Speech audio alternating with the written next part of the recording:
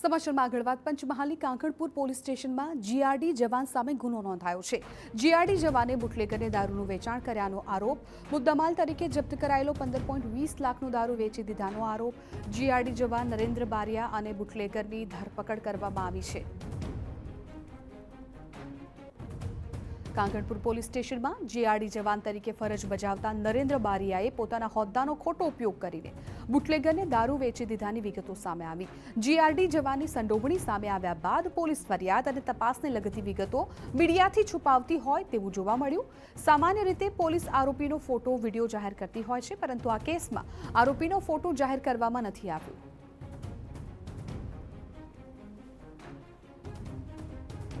જિલ્લાના ગોધરા તાલુકાના કાકણપુર પોલીસ મથકના જીઆરડી જવાન દ્વારા રૂપિયા 15 લાખથી વધુના કિંમતનો વિદેશી દારૂનો જથ્થો બુટલેગરને વેચી દેવામાં આવ્યાની ઘટના સામે આવી છે।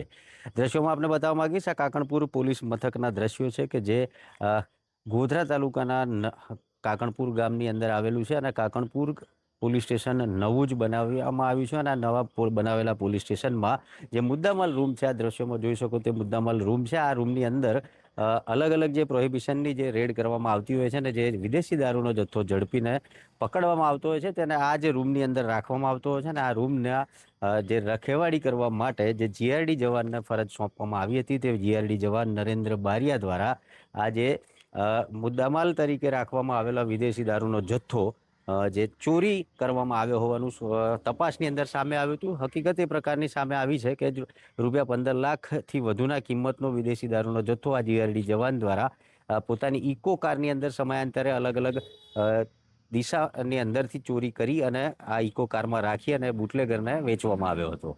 આ સમગ્ર હકીકત ત્યારે સામે આવી કે જ્યારે પોલીસ સ્ટેશનની અંદર જે મુદ્દામાલ રૂમની ગણતરી કરવામાં આવી અને તેની તપાસ કરવામાં આવી હતી કે મુદ્દામાલ રૂમમાં રાખવામાં આવેલો મુદ્દામાલ સહી સલામત છે કે કેમ, તે તપાસ દરમિયાન આ સમગ્ર હકીકત સામે આવી હતી કે રૂપિયા 15 લાખનો વિદેશી દારૂ ચોરી થઈ ગયો છે।